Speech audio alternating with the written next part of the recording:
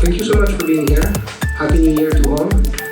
There's a challenge of putting together those events in early January or mid-January, but at the same time I feel that we sort of like set the stage for the new year and getting the ball rolling and sort of like launching the debate and the actions.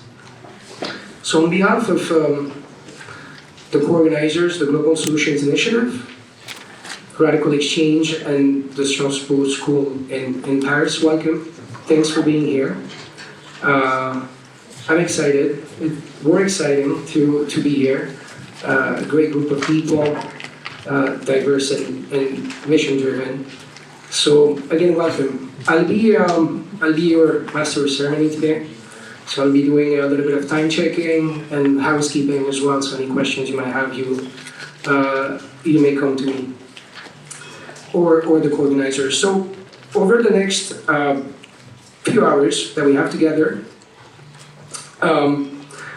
we're gonna try to frame responses to the many disruptions that are happening in the workforce, in the labor market, and trying to come up with concrete ideas for workers and labor organizations to answer those challenges, those disruptions coming from the new technologies. I'm going to go over a little bit of the agenda and see how we're going to spend the rest of the day. So right after, we're going to have some introduction remarks from the co-organizers, so Christian from GSI, and also Matt from RadicalxChange. After that, we're going to have some framing remarks from our esteemed group of speakers here. And then we'll have a panel discussion as well to help us sort of draft a little bit of those responses and ideas to sort of level that playing field, right, for workers, labor organizations in today's world. After that, we'll take a short break, well-needed break, and being able to connect with each other as well. And then we're going to go into sort of a more active part of the day, because our idea is obviously to engage with every one of you, right? Building that coalition together, bringing those ideas forward, and so we're going to have 4 breakout sessions. I'll go over them a little bit later during the day, and we'll invite you to choose one of those, which one you want to join and actively participate as well. And then we'll finish up with some closing remarks, and then a nice networking cocktail. Throughout the day, so a little bit of housekeeping. There's going to be food and drinks served outside. Feel free to bring those drinks and food with you in the room. Wi-Fi is obviously available. The code is on the door. Bathroom as well. Coat rack. Did I forget anything? I think we're good. Alrighty, I'll now give the mic and the stage to Christian Kastrop, President and CEO of the Global Solutions Initiative. Again, thank you so much, Christian.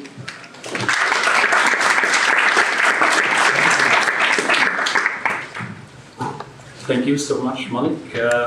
So my goal here is keep brief, less than 5 minutes. So I will do that.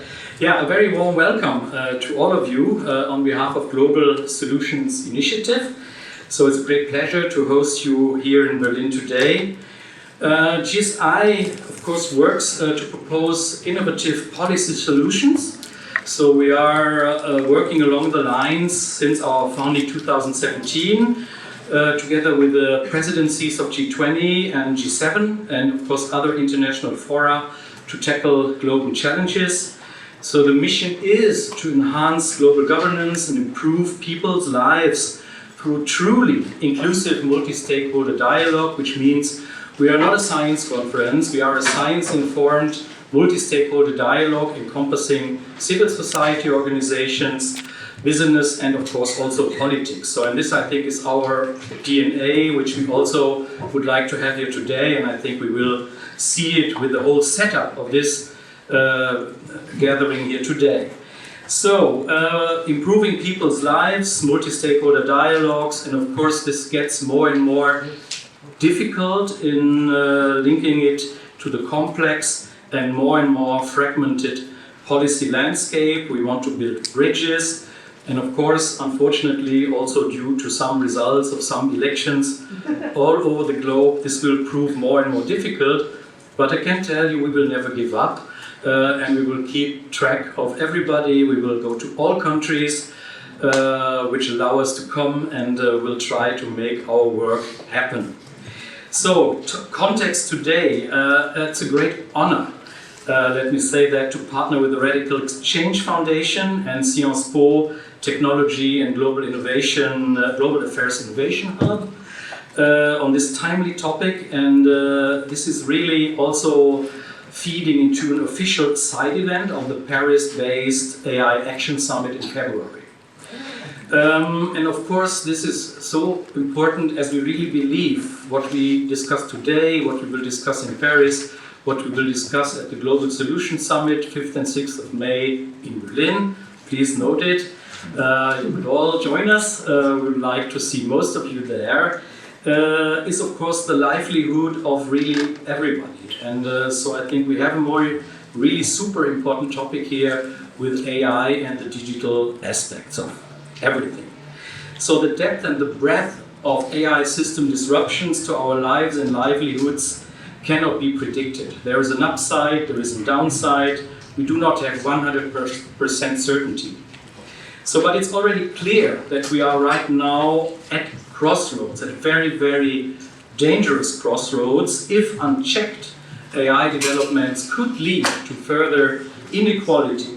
But we still, I think, we really still have the opportunity to test and develop practical strategies and policies to citizens' underserved interests. So, including new market structures, social insurance pools, and also new forms of capital ownership. So that's it.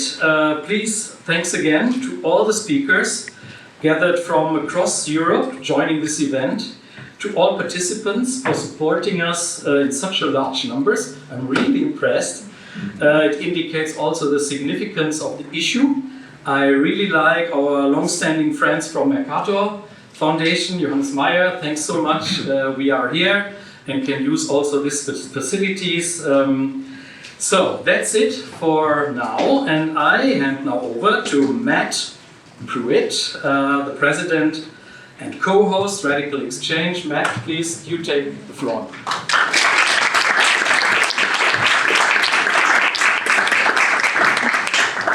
Hello, thank you so much to co-organizers, to GSI and Sciences Po. It's also an honor to do this with you all.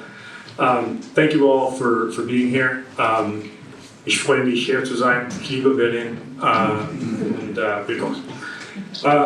So, the idea of this event is really to build clarity and a shared agenda of action on a particular topic.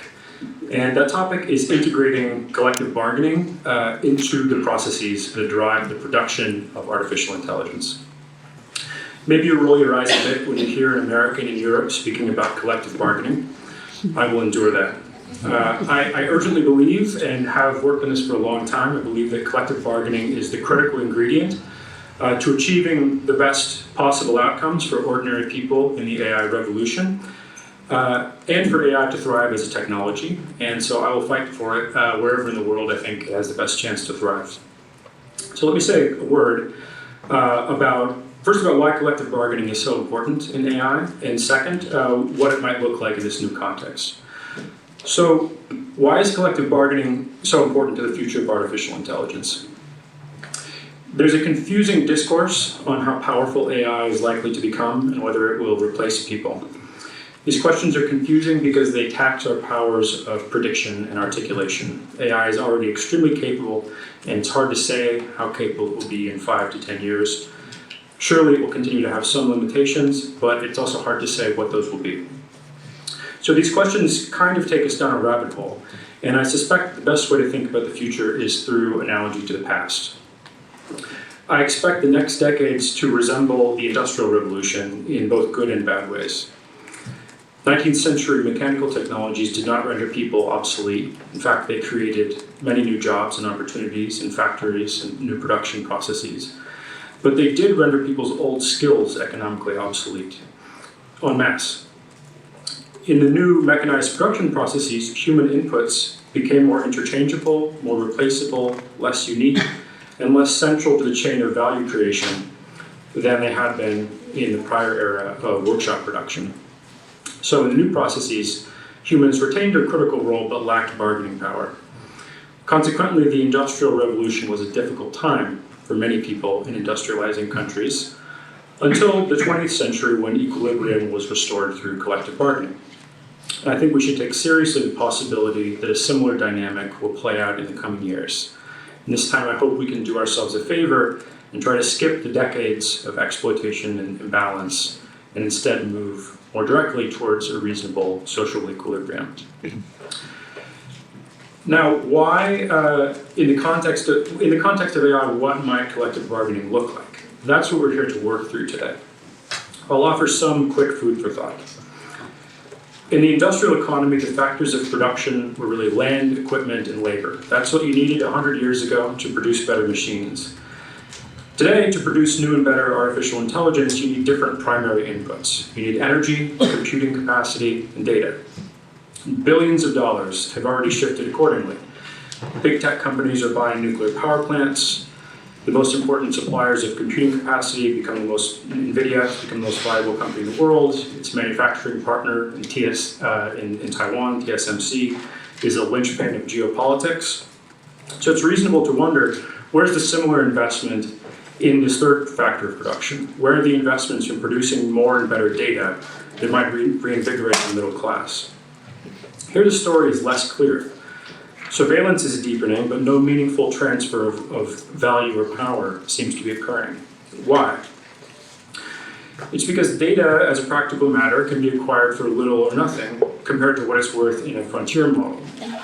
Moreover, investing in data production rarely guarantees a unique advantage for the investor.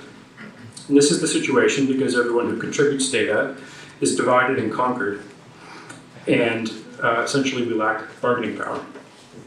I hope this situation will not persist any longer than it needs to. I think that the narrative that the models have already been created, all the data has already been used, is wrong for many reasons that we'll get into hopefully more today. But I think the most important thing is really to rally around a shared narrative, to come up with a clear way of talking together and avoiding the situation of kind of infighting between the various different factions of people who are concerned about the future of data, and come up with a clear way of talking to a broader public about this issue, what it might look like. I will stop there in the interest of getting to the panel, but thanks again to the organizers, and yeah, looking forward to a productive afternoon.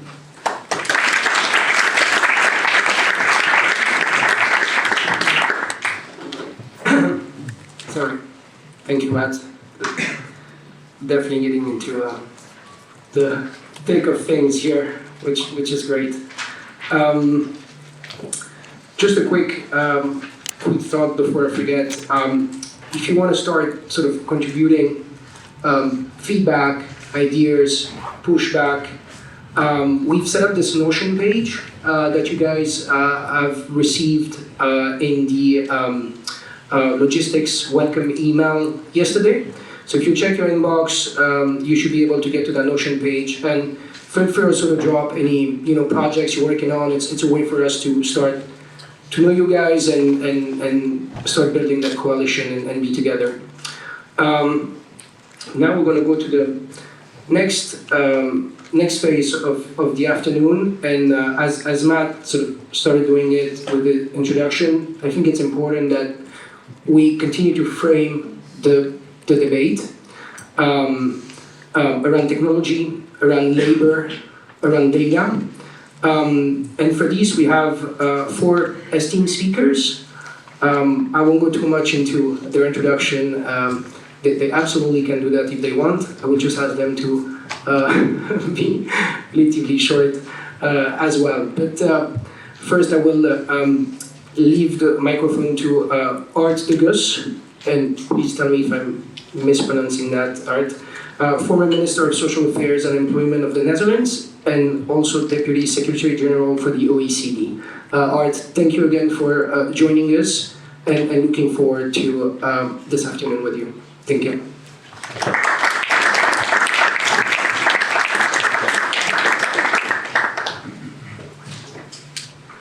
Thank you very much, Malik. Well, dear friends, I would say, because the world is divided between old friends and new friends. I met some old friends, and we can be new friends. I'm on LinkedIn, and LinkedIn will suggest me to connect with you, or you to connect with me, and I'm happy to do so. I work under your control. I have some comments on the disruption of AI, 2 minutes, 2 minutes on labor, and 2 minutes on workers and unions. Is that okay? Good. My key message is collective workforces will disappear. Collective workforces will disappear. And this is also related to the remarks of Matt, because you were talking about collective bargaining. So how do you do collective bargaining when you do not have collective workforces? Come to that. First, on AI disruption. We all know that AI is unstoppable and that the wide effects are unknown. The fact that AI is mighty and unknown is a recipe for fear. And this fear can result in different concerns. The concern for the loss of jobs, or the risk of chaos. And like in the past, the book print was a recipe of chaos. The machine question and the Industrial Revolution was chaos.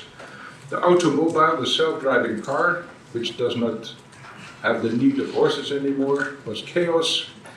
And social media was chaos. Did it result in jobs of losses? No. Okay.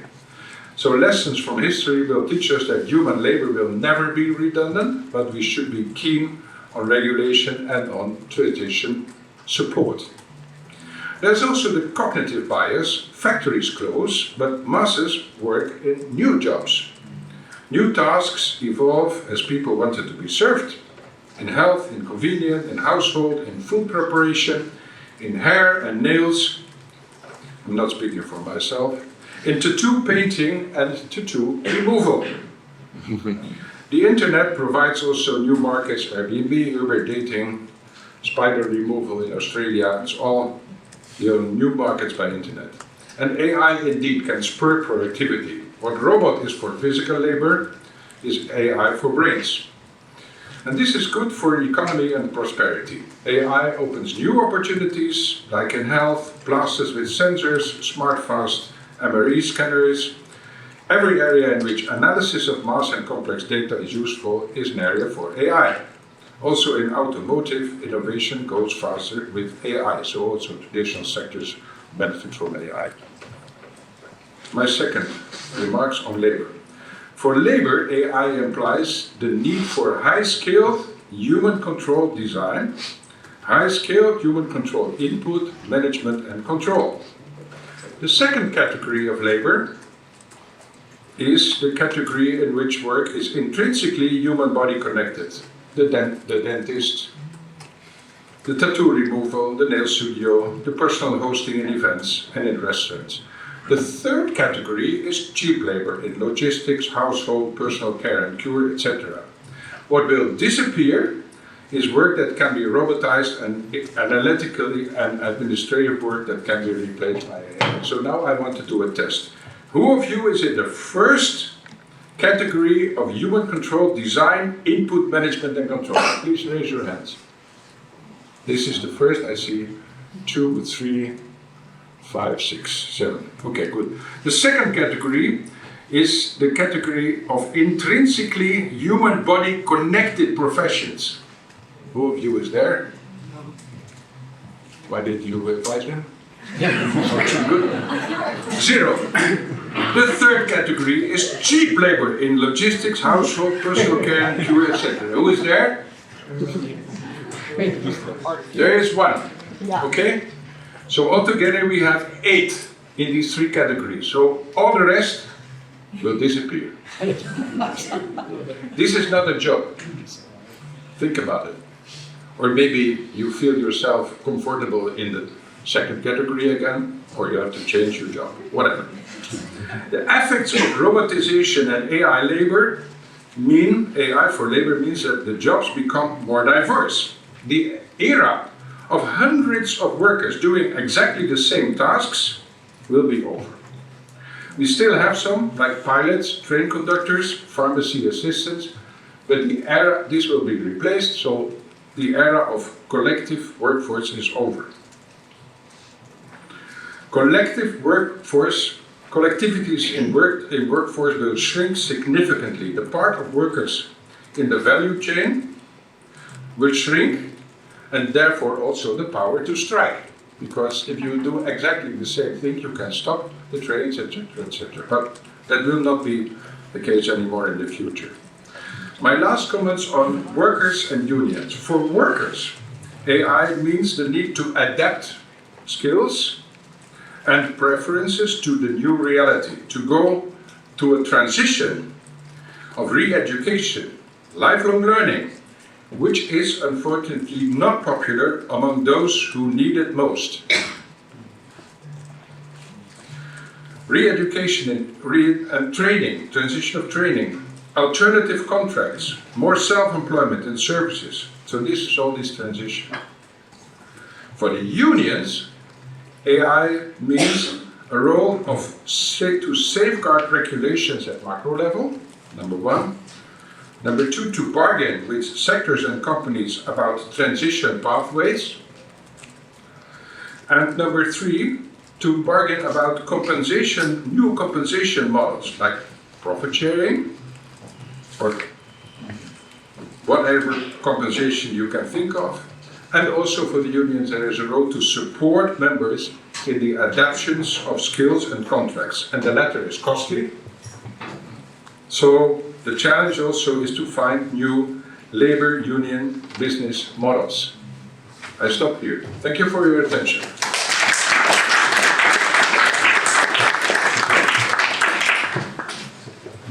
Thank you, Aart. I definitely didn't raise my hand. I think the MC job can definitely be replaced by AI very quickly. I'm going to call Chris Bos on stage, CEO of Almato AI and former member of the German government's Digital Council. Chris, thank you so much for being with us.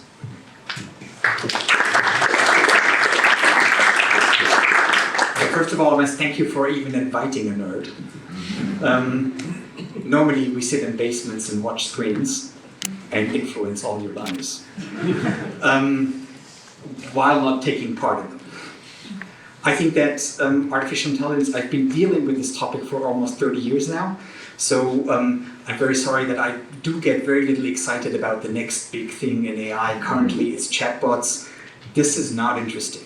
Right? I'm going to give you a warning on chatbots in a minute, but the really interesting thing, the difference that is happening with artificial intelligence is that we no longer need to apply economies of scale to produce efficiently.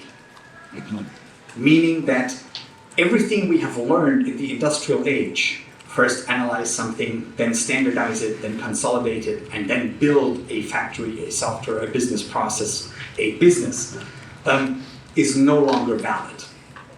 What AI can do is something that is intrinsically much more human. It can find an individual solution for an individual task. And this is very difficult for all of us to swallow, because that also means that AI is unpredictable, non-deterministic. If you're in a factory today, you want things to follow a specific process.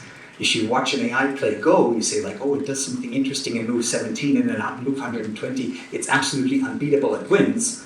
That sounds great in Go. But if you have your own production, your labor process, and the AI does something that you didn't expect, you find that horrifying. If a person does this, you say like, okay, now we need to impose quality control because this guy just did something strange. AI will no longer need standardization to actually produce all the things that we want. And I want to take it out of your heads that it is bad that AI is moving into the white-collar labor thing. We're not building machines to replace human passion, thinking, feeling, all of that. We're doing AI to augment humans. We have always built machines to be better than us. That's the whole point of building machines. Or who of you would like to be a crane as a job? Lifting bricks is no fun, right? Actually, AIs can only learn from people. There is no existence of AI on synthesized data. Synthesized data just means fill the gap between two things humans did. Humans will never become superfluous in this system. And the question that is all discussed in these talk shows and YouTube channels and so on, when we will have super intelligence, let me ask you back, who of you knows what an I, a self, is?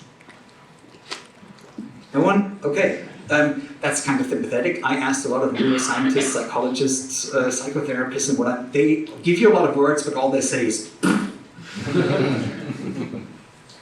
people like me who build AIs, we are engineers. And engineers build things they understand. So don't worry, we're not building I or you, because we have absolutely no fucking clue what it is. AIs just mean they multiply human capability. And that is all of us. Now, AIs also are not very good in knowledge representation, in knowing something. Just because now you have a chatbot that creates good language and that sounds like fantastic language does not mean anything is true. In fact, the only thing that the large language models cannot do is have knowledge. That's the feature we scratched in order to make it talk nicely. So the worst thing you can ever do is ask any of the chat systems today is, please tell me blah, blah, blah. Please explain to me blah, blah, blah, because the thing doesn't know. It will hallucinate something. The probability of this being wrong is very, very high. Okay, if you are dealing with this and say, Chris, how can the friggin' thing then pass the New York bar exam? That is fairly simple. It'll pass the New York bar exam simply because there is no data on the New York bar exam with wrong answers. Statistically, all the AI gets on the New York bar exam is the right answer, so it reproduces them. But anything we do on a human level means that we have different opinions, different feelings, different perspective, different goals, which means that everything we try to do in a human society is an equilibrium, not an exact statistical representation. Having an AI make these decisions for us, for society, is extremely dangerous because it will only give you a statistical answer that is very, very short-sighted. So please don't introduce AIs into, or at least not large language models, into political decision-making, society decision-making, military decision-making. Any of that is really a dumb idea. But it will change the labor market dramatically. And the question is, do we wait until everything has hit the wall and then rebuild it, or can we start changing it properly now? In the future, when we have AI, there's basically two types of jobs. One is a human-to-human job. Let's formulate this in an utopian way. Your job in an AI-driven world can be to make someone else smile. If you think about that, that is actually one of the things that will make humans happy. If you're not a sociopath, it means that you are more happy when you make someone else happy than when you get something yourself. Service is going to come back very big time. So far in the industrialized world, service has always been the piggy bank for any company. If you want to buy something big, you fire a few people, you do the service, you put up a check-in machine or whatever, and then you're there. In time of AI, service is going to come back. And this can also be in a world where education is limited, unfortunately, where it shouldn't be. In a world where education is limited, it can be an entrance point for labor-skilled service. The second big job point is doing something new. Because AIs can only do new things randomly, which is typically not a good idea. If you look at evolution, a lot of shit gets produced along evolution randomly. People normally do things with intentions. Most of us, even the wrongest things, get done with good intentions. So doing something new can have three categories. Number one, the artists who do something that is not mainstream. That is fantastic. We should have that in the economy more. Actually, for the last 40 years, 50 years probably, we have not done any great inventions. But please do not tell me that Facebook was an invention. Facebook is the acceleration of gossip, and the last time that was useful was in the Stone Ages. Second is the creation of something new out of existing things. In German, we call these Tüftler. We used to be good at that. And it is fantastic, a fantastic way of imagining new things out of things you already have. That is the job of people. And the third thing is pioneering. Some people can only be happy if they don't just do new things, but they also have increased risk. We used to have explorers, we used to have inventors, and so on. We still have these pioneering people. Actually, the amount of people who do extreme sports, have to run a marathon in their lifetime, and so on, has increased. Unfortunately, their contribution to society is very low now. With AI, the contribution will increase. There is a lot of hope in actually moving away from an industrial society where people have to work like cogs in a machine. And if you ever have wondered why there's more depression cases in an industrialized country than in a civil war country, that's the point. People are not machines, and yet we force them to work like machines. The question is, how can we as people actually keep control of this and not have a very small elite control the invention of AI and the profits from AI? And the way to do that is to actually make what gets multiplied AI ourselves as part of the bargaining power. I think this is why a conference like this is super important. Thank you.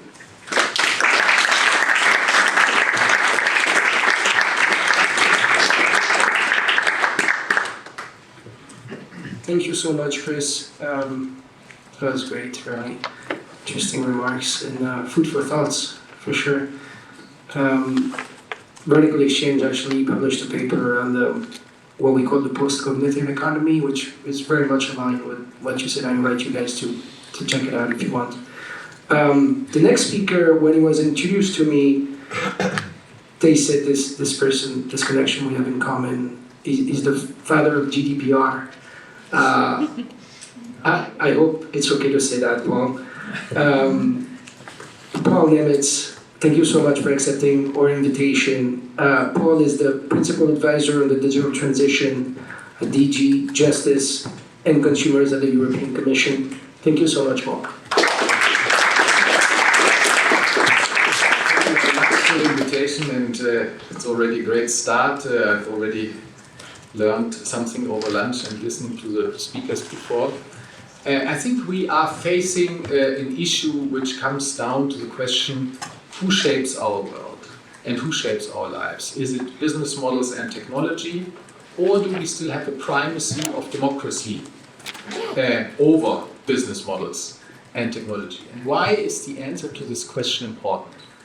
Because all the achievements of the past for workers' rights, for distribution of income after the market has attributed it in a capitalistic fashion, maybe unfairly.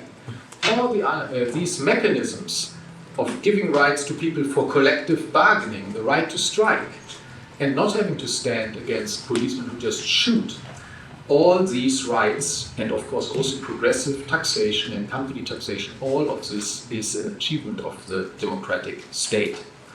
And therefore, I would submit to you, the core question is really this: the primacy of democracy. Are we able to maintain it or not? Because without this primacy, how are workers' rights in the face of the power of capitalism combined with technological innovation are going to be maintained and strengthened and shaped for the future? Hans Jonas, in his book of 1979, The Principle of Responsibility, said, the combined power of capitalism and technology brushes away everything. I think he was wrong, because after 1979 there were still a number of achievements of social democracy in particular and unions, and we can look back at a track record also in European law in terms of labor rights, fundamental rights protection, data protection and competition law and so on, which disprove his thesis to some extent. But the onslaught on all these achievements today is an onslaught of the combined power of technology and capitalism. Because those who develop AI and those who own it and those who are making the biggest part of profits from it and those who have the biggest capacity to develop this technology behind closed doors, if I may just quote recently, the president of the American Association of Universities said all American universities together could not match the development power of AI in the hand of Microsoft and OpenAI. These owners and developers of AI are already the most powerful companies in the world who have a very unconcealed ambition to shape the political agenda everywhere. I have myself written a book with pages and pages of describing how the lobbying storm in Brussels against GDPR and other laws was working, and we are now seeing in America a handover of the state and of democracy to these ruthless capitalists. My prediction is that Mr. Musk, of course, he will deal with the efficiency of the government. He will do it in such a way that the ability of him and his compatriots in venture capital and Silicon Valley capitalism will be even better in the situation to exploit people and make super profits. So the theory of the slimming down of the state will be driven to an extreme, and all of this augurs nothing good for workers and for people. What to do about it?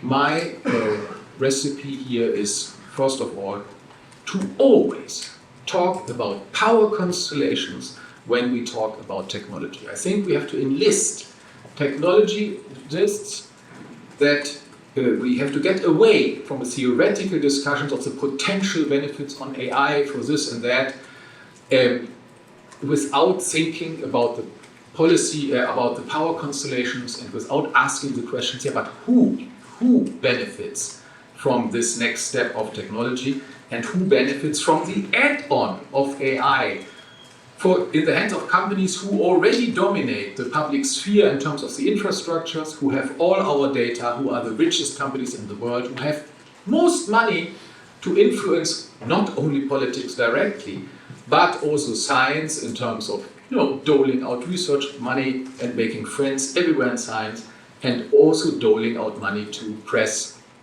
and all those called upon to produce the truth which we so dearly need in our society. So my, let's say, high-level answer is engagement and keeping up the democracy working is key, and in doing so, we must work together in a way that we, on the one hand, enlist the technical intelligentsia in this. We must win over those who know about this technology to understand its potentials from a technological point of view, because the economics and the social impact and so on we know, or we have a good notion. Second, we must bring in the big organizations. Germany is the home of the biggest union in the world. It's the IG Metall. Where is it? I don't know whether it has been invited. We must bring in the big powers of society who are still able to organize. Parties, big NGOs, churches, and so on. The idea that some great geniuses are activists of this world, that we can reinvent society with just a few people coming together is a very fascinating idea for the ego, but I think it is a wrong idea. This is about getting organized, organizing power, organizing counterpower, and doing that without the established big players who are still able to bring people together, and hoping to do that, and without them, I think would be a big mistake. It will fail. Let me close by saying, the biggest challenge today is not the great next idea. There are many. The biggest challenge today is the ability and willingness to agree. Agree in the political arena to pass laws, agree to do something together, to get organized, but also agree in the transatlantic context, or for that matter in the United Nations. We have to relearn to be able to agree and get over our individualism. This is also what the workers' movement teaches us. Only together we are strong. So we have to build a big tent of counterpower. We have to get over our vanities of individual ideas, and we have to not only talk and discuss like we do today, but exercise agreeing by trying, for example, at the end of such an exercise here, to come to some common conclusions, repeatedly, all over again and all over again. If we are not able to do this, I think all the talk will be in vain. Thank you very much.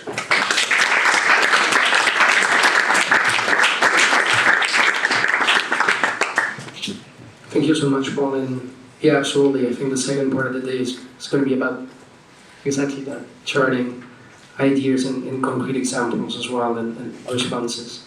I guess the mention of labor has been quite present in the previous framing remarks. And I think it's quite just to end those remarks with Anna Dujić. Thank you so much, Anna, for being here, carrying that voice of labor. Thank you so much. Anna is the Director General of the Directorate Digital Work Society at the German Federal Ministry of Labor and Social Affairs. Again, thank you so much for being here.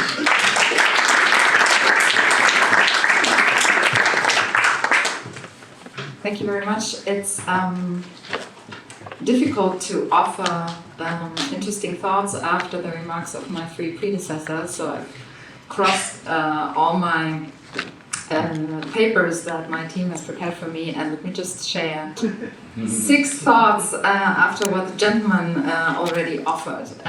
First of all, one piece of information that might be remarkable. In 2018, the German government has presented its first strategy on AI, which was updated in 2020 and which was reviewed by the OECD in 2024. It was the first country review that the OECD did. Germany's AI strategy is funded with 3 billion euro. It's not so much, but not nothing. But what is remarkable is that at the time when it was decided which ministry is going to have the leadership over that strategy, it was decided that it's going to be 3 ministries working together. So it's not only the Ministry of Economy, which is self-evident somehow, and not also the Ministry of Science and Technology, but it's also the Ministry of Labor. At the time, that decision was very contested, but in hindsight, I think it shows that it was a very smart approach, and it has been kept up even now in this new, now ending legislative period. Secondly, AI, and particularly the shaping of AI in the world of labor, needs political leadership. I'm saying this because the issue has been tackled in the past years, at least in Germany, as some sort of niche topic. It has either been seen from a very innovation policy perspective, or from the angle of trade relations, or as a bargaining chip with other policy issues, but it has until recently not been on the top of the agenda of the political leaders and the political parties. If you take a look at the now newly being published programs of the German political parties. We are going to have elections in a couple of weeks. Take a look at where AI is addressed, how it is addressed. Is it one of the top topics, or is it still one of the lower ranked political issues? And that will give you an idea how advanced or not so advanced the public discourse on that topic is. My third remark addresses the question of reskilling, upskilling. Aart has said it's a very unpopular topic among those who need it the most. For Germany, this is one of the most challenging questions with regard to future prosperity of all of us. We are an aging society. We now have a labor market with roughly 46 million employees. We have a very high level of employment, but we lack not only skilled labor, but labor force in general. At the same time, almost 7 million people will leave the labor market because they will retire. So we are in the dire need to reskill and upskill our labor society within a very short time frame. We need to activate even those parts of the labor market that are now a bit underrepresented: women, handicapped people, people with non-German backgrounds. The government has presented a bunch of very robust instruments to tackle these problems, but it's not only the duty of the government and society, but also the duty of companies to address that issue. And this is where we have a weakness, despite the fact that almost 1/2 of our leading large companies are already applying AI at a very high, very professional level. Only every 6th small business and every 3rd medium-sized business is using AI. And these businesses in Germany are in many regions the primary employers. They have been the so-called Weltmarktführer, so excellent market leaders in very specific industries. And we really risk a wave of bankruptcies if these companies are not able to adapt the technology within a time frame of, let's say, 5 to 8 years, which is very short. We are working on this, but this is a huge challenge. My fourth remark addresses the question of regulation. We have had, at least in Germany, but also in other parts of Europe, intense discussion around the AI Act, but also other digital acts that have been passed by the European Union. And I think in the public political discourse, we need a more ambitious discussion along the lines of what Paul Nemitz said. It's not about technical regulations. It's about power, it's about freedom, it's about bargaining rights, and in the end, it's about democracy. In Germany, the public discourse on the AI Act was very technical, and it was not so not focused on the question: who will control the data of our employees in the future? How will our civil society be able to freely address their thoughts and ideas in a AI-driven data economy, etc., and so forth? So I think we need also in the political discourse a more ambitious but also more focused discussion on what kind of regulation do we need. And in the world of labor, we are talking about smart regulation on collaborative management in the future. I know the EU is working on that. We need to have a very robust discussion on workers' rights in the platform economy. It's insane what is happening there. We are addressing these issues in Germany, but we need a broad coalition with our European friends and partners. And in the end, we also need a debate on the question of new privacy rights when it comes to data of employees. In Germany, we have presented a bill addressing that question, but maybe this is an idea for our European partners as well. My fifth point is the question of the human-centered approach of AI. I think here in this room, but also among our progressive friends, it's a self-explanatory principle, but we see not only in China, but also now with Elon Musk and other actors in the United States, that this very simple European principle, technology has to serve the human, not vice versa, is not shared by everybody. And I think we need to defend it more ambitiously, more loudly, and we need to explain it not only to experts and thought leaders, but also to journalists and to union leaders. And that brings me to my last point. We need new coalitions in addressing that issue. I think in the German Ministry of Labour we've been working on that for quite some time. We have established in 2020 one of the world's first AI observatories, where we have almost 20 projects that include projects with unions from the IG Metall, the DGB, but also unions from the service sector, churches. We fund projects in all parts of society, because AI is not just a labor issue, it's a topic that requires AI literacy in all parts of society, also the non-profit parts of society. And we have established a whole new infrastructure that enables us also to fund those projects. But I think we need a much broader basis to continue that kind of work.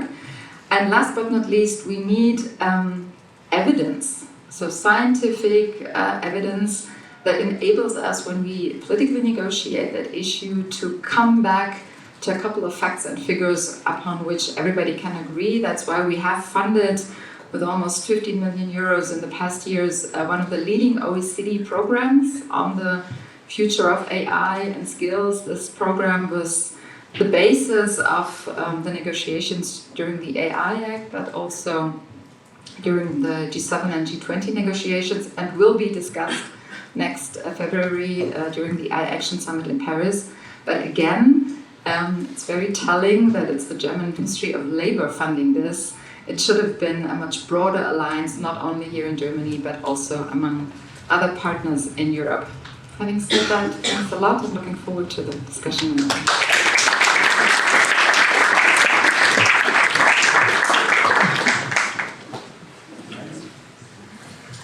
Thank you so much, Anna. By the way, the glasses here. Is that yours? Thank you so much to the speakers. I guess we can take 2 or 3 seconds just to breathe in, breathe out, and before we move to the next one.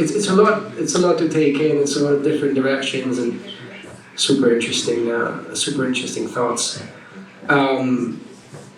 And I guess you're going to be back home for the panel that we're going to be starting now. The idea behind this panel, that now that we have framed this debate, we thought it could be interesting to dive into some of the solutions, some of the examples, trying to answer the challenges that the speakers spoke about, the impact of AI, potential regulation, building of a coalition as well. And I think what we talked about, which are these new forms of solidarity and collective organizations as well. So I'm going to welcome on stage the 4 panelists. Some of them I've already taken the stage, and I introduced 2 others as well. The panel will be moderated by Matt, if you want to join us. Maybe first, I'll go in a little bit of no order, so I apologize for that. Anna Dujić is going to join us as well. Please welcome again. Paul Nemitz, join us as well. Yeah, for the clap as well. An esteemed guest speaker and a friend of RadicalxChange for many years. One of the defensors of, sort of data dignity in Europe. Mia Petra, it's such a pleasure to have you here. Mia Petra, member of the European Parliament and member of the Parliament of Finland, recently elected. Thank you so much, Mia Petra. And then finally, I know she landed this morning from London. She shared a great event yesterday there. She's going to tell us more about it. One of the exciting projects around, I would say, recapturing agency for artists in the world of AI. Victoria Ivanova, thank you for joining us. R&D strategy galleries. Matt, the floor is yours for the next hour or so. Thank you so much. Hello. All right. Great. Thank you all so much for being here. It's great to have such a distinguished panel. The first question that I'd like to pose to all of you dovetails a little bit with some comments that Paul made earlier, to the effect that sort of capital and technology brushes aside everything. So in my experience on this issue, I find that it's very, very important to, not just as a matter of lip service, but actually to think quite seriously about how organizing some kind of counterpower or some kind of countervailing power actually does improve the technology itself. This may, depending on the position we're coming from, this may sometimes feel inconvenient or something, but I think I do think that without that framing, it's much, much more of an uphill battle. And so I wonder, and by the way, I think it's really true. I think that it's true, and I think it's important for us to think about how it's true. And so I'd like to invite each of you, perhaps starting with Anna, to share some thoughts about how you see that interaction between collective bargaining or collective organization and the progress of the technology. Is it on? Yeah. I share your conviction that a sort of bottom-up approach that includes all the affected groups makes technology better and helps us in addressing the challenge that Paul lined out. I can confirm that from our German experiences. So, as you know, we have this great tradition of social dialogue in Germany between the capital side and the labor side. And we have scientific proof. It has been studied in various projects that wherever the labor side is included in the design of the technology, not only in the implementation, but in the design of the technology, and where we exert also strong collective bargaining rights when it comes to the design, implementation process, etc. of the technology, the performance of the company is better in the end. So one of the most loud and most vocal supporters of a bottom-up approach, at least in Germany, are the HR leaders of the DAX 40, of the top 40 German companies, because they understand the more we include the labor side, the smoother the AI application process in the company is happening. The problem is they are saying this to us and in a couple of expert fora, but I have not seen one CEO saying this in a big interview or on the cover of a magazine. So I think this is one of the aspects where we need an even tighter coalition between those who develop the technology, those who are affected by it, most probably the labor side, but also of those who pay for it. And maybe that can help us in really shaping also a European approach that is a progressive contrast to what we witness now in the United States. Yep, Victoria? No worries.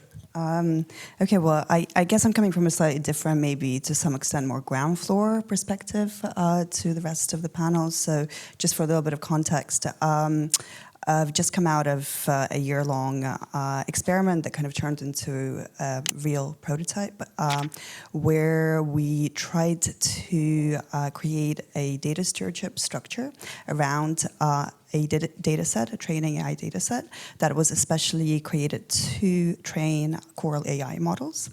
And the idea there was to think how we can use some of the ideas that have already been developed in the participatory data stewardship space in order to collectivize rights and preferences of contributors to data sets and to scale these to mechanisms that are then able to allow downstream uses of the data sets, for example, for AI development.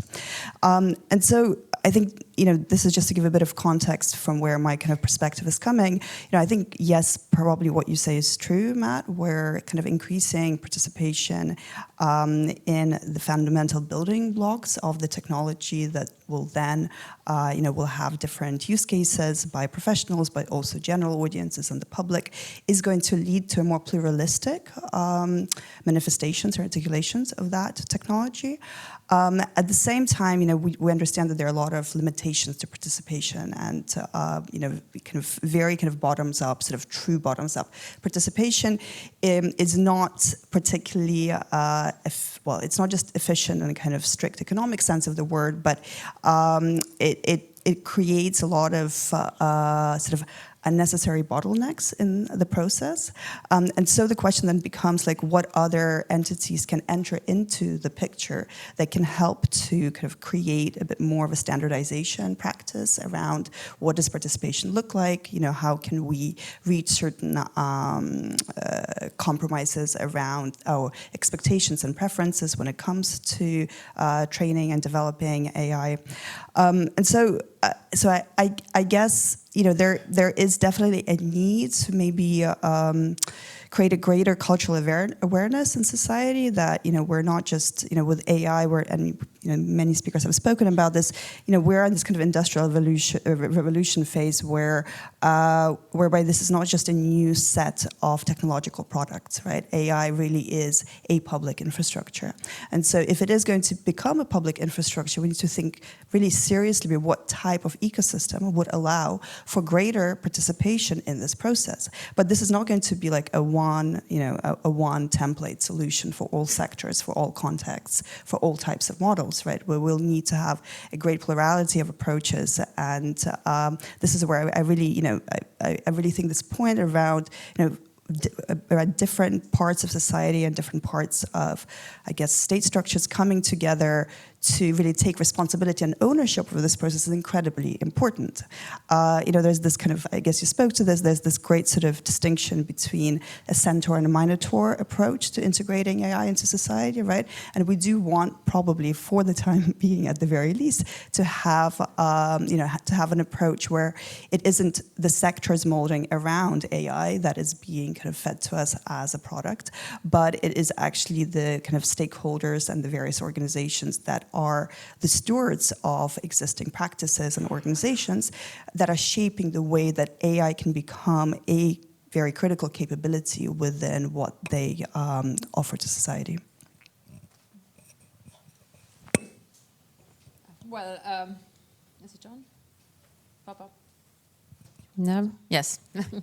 So thank you for the invitation. Just some thoughts to share for the start. I'm a bit worried of the big thinking in Europe at the moment, because we are so much willing to have immediate results as an economical increase, and then the challenging economic situation in Germany and Finland and others. So that has been like productivity is needed, no new innovations has been there. So is the AI one that we need immediate results? And that doesn't play out well for the organizing data better, to be able to also create European solutions, to create national solutions, to create new economical solutions, but then only adapt and use what is on the markets, and then it's normally the big tech solutions only. So that is very easy and concrete questions that if you need results next year, then you adapt what is on the market. If you want to have think big and move the boat, then we should not be that urgent. And at the time of unemployment and all, you also want to do the quick solutions. And I feel this very concretely in many places. So then I think one message is like, don't give up. We don't have many concrete solutions of the data commons, data spaces, categorized data, or bargaining powers. And still I participate in many continents, the panels, and always the same is, where are the concrete examples that this is the way to monetize proper data usage? So I think these examples are needed, and I hope the institutions mentioned here in by many previous speakers could really set up the ones. Maybe the German rich labor organizations or the Nordic ones could be the ones to create the trusted models, to maybe establish one and then concretely show that this is the way. But so far we have not have many of those, and I just like remind myself and others, it took a bit longer to create a value and price for CO2 and the climate change. And now it's happening. And also when we talk about the bargaining powers, is it the workers against the European employer, or is it in general the model that will benefit the local economies? I also think that once you take the first few steps, it was not the oil company Shell who wanted to be legislated. But then you found more and more better innovations for energy who came on board. And actually in some countries you have like industrial organizations complaining that the climate summits were not enough because they were expecting better markets for their products that are emission free. So I hope something similar will really happen on the data handling, that you will have the trusted data as a price for and value. But knowing the legislation, I was also part of the last 10 years, there's a basis, but we don't have very many good examples to show that this is making you the billionaire if you invent the one proper data handling SME or company. But we should still push that. And then the last remark, we also had some talks with the lunch already. I think the Europe has wanted to be the way to show that which is good handling of data, also for the privacy, paving the way for the SMEs on the Data Act, which is like not GDPR data, but then business data that also SMEs could survive. We still didn't think and do big. When I visited India, I noticed that yes, they do have the payment system, their own Indian. Europe doesn't have it. So we didn't think big enough. We didn't act big enough. We are only on the theoretical discussion on the common digital commons. So now I don't know if this government, this commission is thinking big, because it was more, the election campaigns was less regulation and not to block the innovations. Whereas I think that we didn't think enough and big enough and didn't act big enough. So it's not too late, as the climate took decades, so I'm still hopeful. Yes, Matt, I'm happy to answer your question. The answer is yes. The theory of the minimal viable option says, the company develops a model which just works, and then the users improve it by their feedback on a daily basis. So yes, participation of people improves the product. A/B testing on social networks, Facebook has demonstrated it with hundreds of thousands of people. The only thing is, neither do people know that they're being used for A/B testing, a large-scale human trial, nor do they get anything out of it. So, the answer is, yeah, sure, the product is produced, and the capitalists love it in particular if they don't pay for it, and people don't know what's happening to them. I would also say, in data protection, for example, we often make the argument, look, you should only store relevant data, and you should store correct data. And so the law, which obliges you to make sure that the data you have about people is correct, of course is also good for business. But still, business fights against this law where they can, especially the likes of Musk and so on.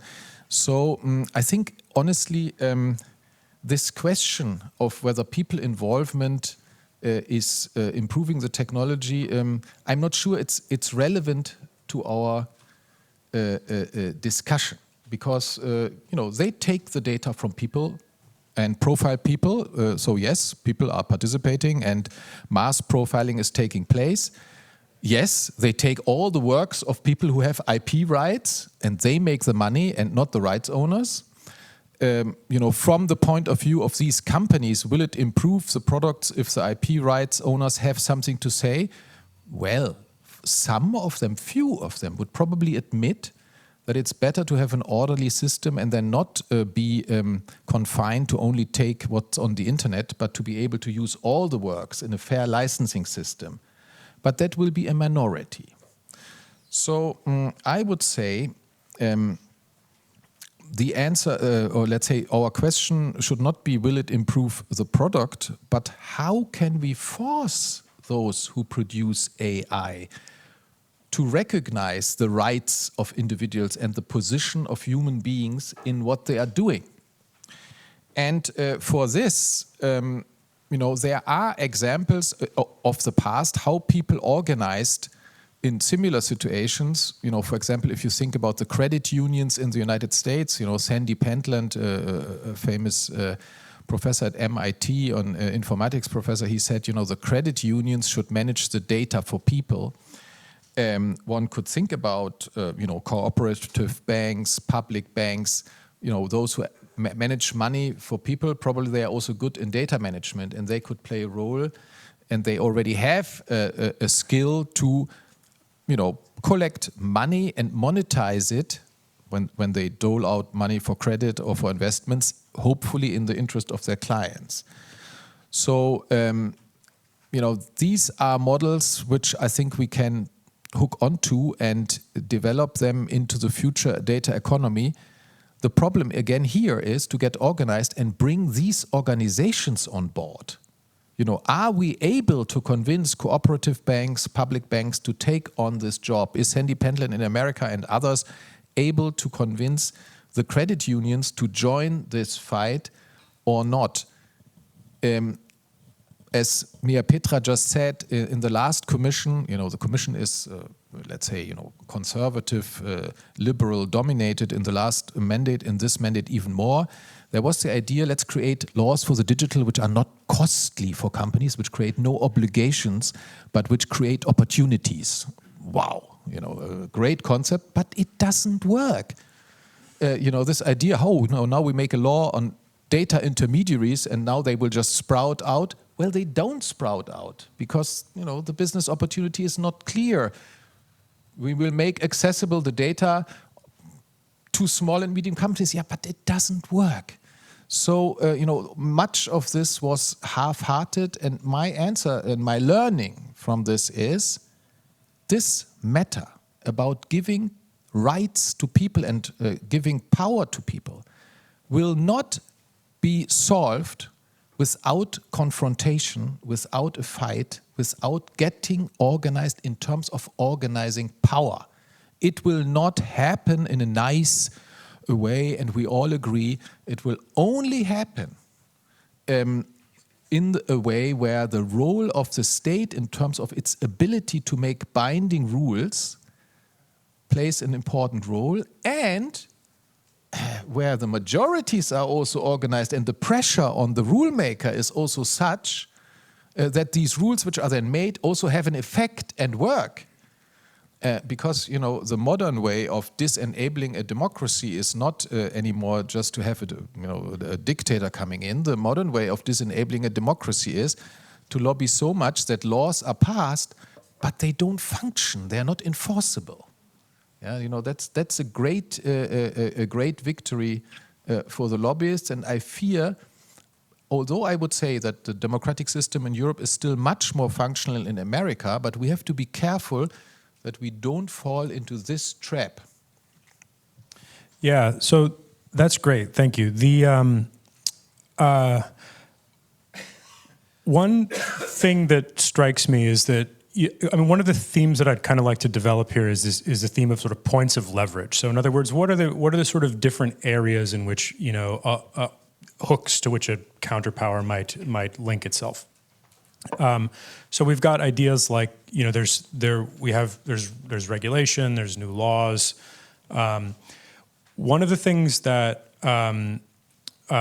attracts me to the idea of for example, data intermediation, which has for a long time, is that now maybe we need regulation and law to ensure that data intermediaries are able to play the role of kind of a collective bargaining entity. I'm extremely sympathetic to that possibility, but I'm worried about the narrative that it creates friction and slows down the development of the technology, because that actually does potentially undermine the leverage when you start thinking about international competition. Then you sort of feed into the narrative that, well, if Europe does this, then Europe will lose. One of the things that really attracts me to Victoria's recent work is that she's built a real example of a data cooperative or a way of intermediating data that might not do that points the way towards, for example, creating data intermediaries that can serve as a collective bargainer and that may, among other things, be able to create the most high quality data sets on the market. Just a quick note on Paul, I think you were alluding to the Data Governance Act and the attempt to create data intermediaries. Before, I think one of the issues with that is that it didn't strongly enable those intermediaries to serve as collective bargainers, and so I think there's still an issue to be explored there in terms of creating data intermediaries that can operate sort of upstream of the production of the technology. And Victoria, I think it would be great if you could sort of,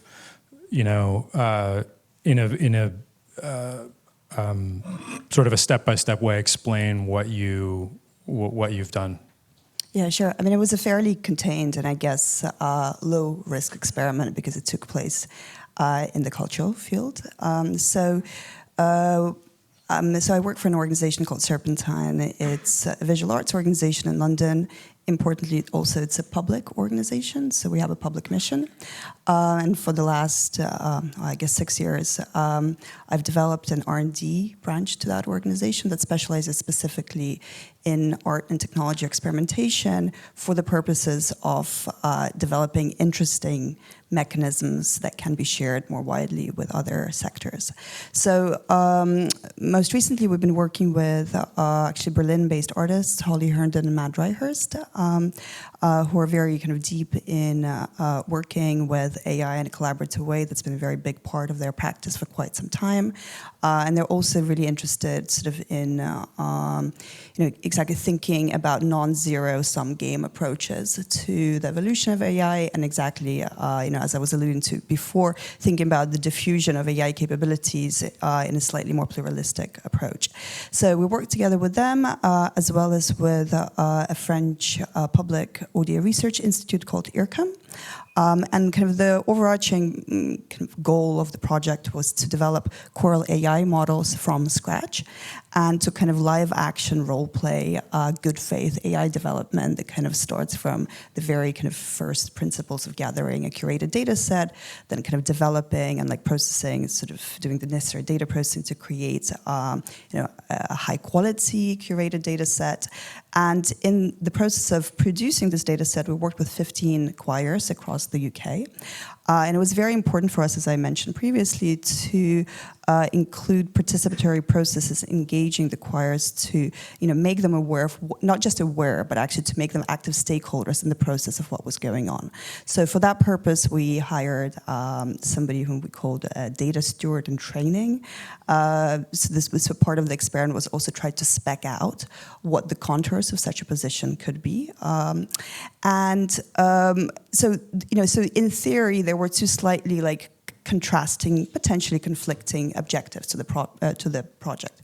One was to develop, this artistic project with Coral AI models at the heart of it, and that project was very much led by the artist and the Audio Research Institute, but primarily the artists Holly and Matt. And of course, as as artists, they had their very specific vision as to, and here we're kind of like they're analogous to, I guess, AI developers. And then on the other side of the equation, we had all the contributors to the data sets, which were the choirs with whom we worked to produce the data set on which the models were trained. And so the choirs here kind of, they might have different ideas about what they actually want their data to be used for in the context of this process. And so what we're trying to ascertain with the data steward who worked on in this project was, what are the preferences that the choristers and the choirs have in relationship to the use of this data set for training choral AI models and then downstream usage of these models. And so in the very beginning, we're very inspired by work around data cooperatives, data trusts, various ways of kind of collectivizing individual rights in order to create a platform through which, individual data subjects whose, I guess, agency and power is negligent or negligible, sorry, not negligent, but negligible, in comparison to more powerful actors on the other side. So that was the inspiration. But, as we started looking into it, realized there are not that many real world scenarios where this has actually been, been tested out. And when we started working with a data lawyer and an IP lawyer, it quickly became evident that, the current kind of legal limitations around GDPR and IP and also various regulatory kind of uncertainties relating to IP are quite prohibitive when it comes to this sort of quite lofty idea of collectivizing rights and then entrusting or licensing or mandating those rights to intermediary entity that can, on behalf of this group of people, of this cohort, steward the data set in accordance with their preferences. Nonetheless, we tried to bootstrap the process and we did it. So I'm not going to go into kind of all the details as to what specifically was done, but in short, there were a number of choristers who did have GDPR rights in the mix in the context of like vis-a-vis training as an act of processing of the data. And so these choristers mandated their rights. We understand that this is not a tested mechanism, but nonetheless, they mandated their rights to us as a public institution to exercise right to objection, right to erasure, on their behalf. And of course, it's a bit of a speculative exercise in the sense that we don't know whether such a mandate would stand up. But I think the reason why actually getting kind of an advisory opinion somewhere where it could be received on whether such a mandate could stand up could be interesting. The development of trusted data intermediaries is because ultimately the administrative burden on individual data subjects to kind of monitor where processing of their data is taking place is entirely unrealistic. That's just not going to happen, right? So we do, in any case, we need some sort of meso-scale entities that are able to take on this administrative burden, and quite critically, I guess that's the most important part in relationship to where GDPR is today, and training as a potential process of processing of personal data, is that this needs to happen preemptively, right? So this, the right to objection only really matters if we know that the processing is taking place. So that's probably one of the main insights, let's say, that emerged from this experiment on the kind of GDPR side, that yes, there are ways to leverage GDPR. Yes, there are a lot of questions, but these are questions that are quite concrete, and I don't see why, in theory, we wouldn't be able to work through them, right, on a kind of legislative level and on a policy level. Now, what concerns in relation to, but what was interesting is that, of course, not many of the choristers had GDPR, right? So actually it was the minority. So in some senses, the minority within this data set had to take on the burden of representing the interest of the rest of the contributors, which is interesting from this perspective of collective bargaining power, right? It introduces a very different logic to how we seek kind of allegiance and how we build solidarity in the age of AI, right? So if previously solidarity, I guess, emerged out of industrial relations, out of working for a particular factory, working within a specific industry, here the allegiance is then created from the perspective of the technology itself and how technology wants to use you as a data subject and what that means in terms of the relationships you need to have with other potential data subjects. So moving on to the IP, that was very interesting because all of the choristers had IP rights. They were all performers. All of these performances were recorded. And so there was a possibility to create a very context-specific licensing agreement, which gave the rights to the, I coined this term, trusted data intermediary. It doesn't really mean anything, but let's just call it that, to Serpentine as the trusted data intermediary to then further sublicense the data set on the terms that the choruses had agreed upon. But once again, this needs to be a dynamic process, right? Because ideally for this to be a working model, there needs to be investment into developing the data set, marketing the data set, kind of negotiating with various counterparties who would be interested in using the data set, et cetera, et cetera. So, but I guess coming back to this question of labor and of like reskilling, this experiment just showed, wow, there's a lot of space for reskilling and for rethinking how people can be plugged into these super interesting ways of developing technology. And I guess in the EU context, like with GDPR specifically, like it gives us quite an interesting playing field, right, to play around with these mechanisms. But there is like a need to understand whether these things will stand up. So it's like, how do we speak to policy? How do we speak to lawmakers? How to speak to industry representatives to be like, well, if we want EU to succeed, or if we want Europe, and I still count UK as part of Europe, in part because we have UK GDPR, to succeed in being like a kind of a ground for innovation, but in a way that is socially responsible, like these are the kinds of experiments within different sectors that we need to develop. Thanks, yeah, and I also don't want to block the flow here if the other panelists have questions, thoughts, pushback for Victoria. No, I have no pushback, but I think these systems can work if the access to the data is mandatory only via the intermediary. Yeah? And that is the crucial political question. Are we able to, like in the financial markets, have rules which say, the people who issue shares, they cannot sell directly and and get to the money of the individual, but it has to be via a broker or via a bank. And is there political will to say, well, Google, Facebook, and others, they cannot get directly to the data of the individual, but only via the intermediary. So I couldn't agree more. A few years ago, I started trying to get people to use the term necessary counterparty. Yeah.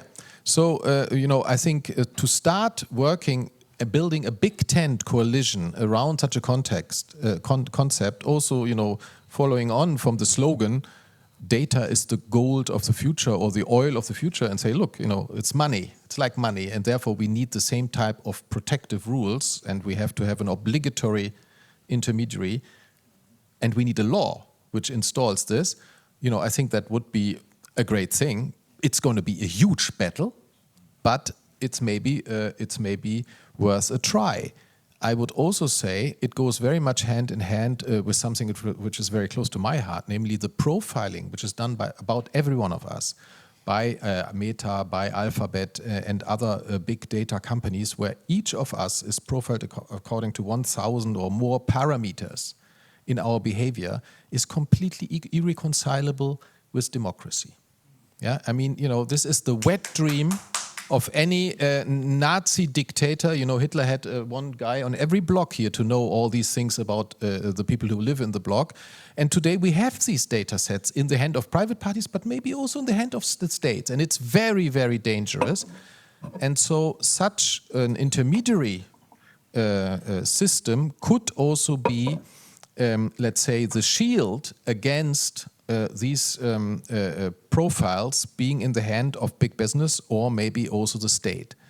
So it could also be a very big service to democracy to help us to get rid of this all-encompassing profiling. Yeah? And I'm not talking about our playlist on Spotify or the loyalty card with an airline. I'm talking about the profiles which tell those who have the profile everything about us and therefore make us completely manipulatable and also blackmailable.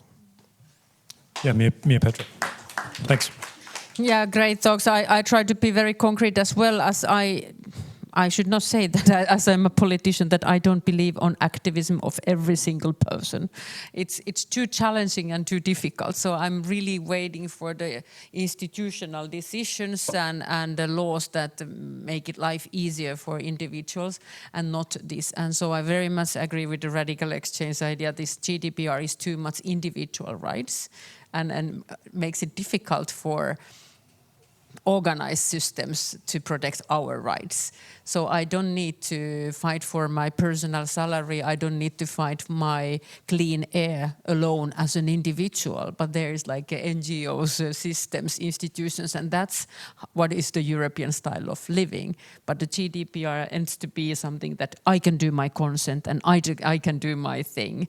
And it's very hard to make every single person to work, and that is also the challenge sometimes on the health data when you trust your hospital and then you tick the box, or then the science doesn't give the use. So this is why I really much call for the legislation and system to work and not only to go for the individual. And the second part, I see that also where the money is, the innovations are. So the ESG regulation should finally have this D. How is it ecologically, socially, and governmentally good company? Is it using data on the good way? So something existing and the next step should then be able to develop the things go better and not to put all the challenges. Because I'm unfortunately seeing that the people listen to, they are afraid, they don't accept that you are analyzed. The Cambridge Analytica, was it only 64 parameters then? People don't accept, of course. But then leave all the social media, never open internet is another solution, or tick the box every time you open because European legislation gave you that challenge that not to give the consent. It's not enough. We need more easy society and take responsibility of the society as a political decision maker, as far as we still have the democratic institutions.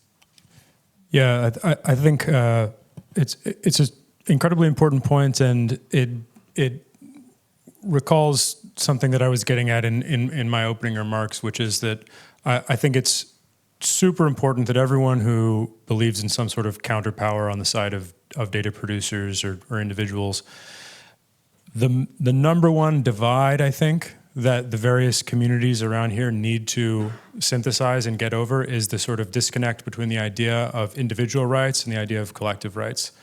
I think if we could just solve that today, it will be a good day. That's all we need to do.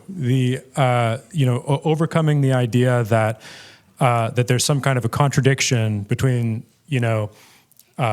individuals protecting their individual rights and individually opting in and opting out and having individual privacy, and the idea of being able to collectively organize. We need to fix the disconnect between these two things, because basically these communities are on the same side. Everybody who cares about both those things is on the same side, and I hope we can figure that out.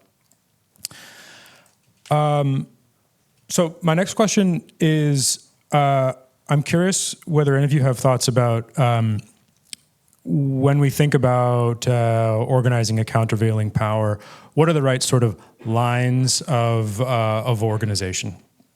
So I'll just name a few sort of issues in this space. So one is, I think if we think about collective bargaining entities representing data along the lines of like what Victoria has built, it's hard to imagine them succeeding at a very small scale. It's easier to imagine them succeeding at a larger scale for more than one reason. First of all, there's a sort of an administrative burden of setting up an organization. Second, small data sets are less likely to have meaningful market value than enormous ones. And